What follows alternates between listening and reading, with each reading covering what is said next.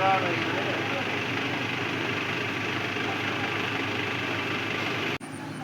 করে কি হবে? কাজগুলো তো আর তো ট্রেন করতেই হয়।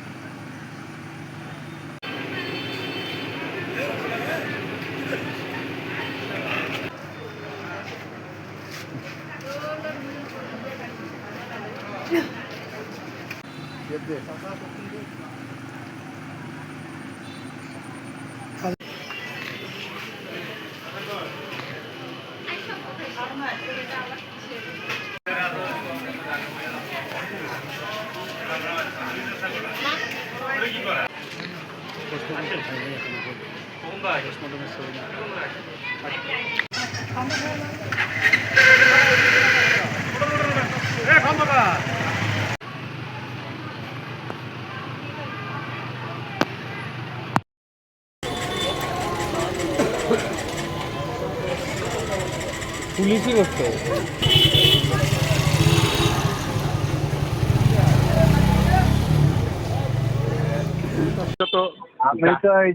আমি তো জানার পুলিশের মধ্যে যাইতেছি রে ভাই। এখন তো আপনাকে গার্ডের রুমে ওখানে কেউ যেতে দিবে না, বুঝলেন না? একটা অকারেন্স প্লেস হয়ে গেছে না এটা। গার্ড রুমে তো আমি বলতেছি, গার্ড কনস্টেবল কি আমার বাংলো থাকে নাকি? না না থাকে না তো, এইটা স্বাভাবিক নর্মাল বিষয়টা কেন বোঝেন না?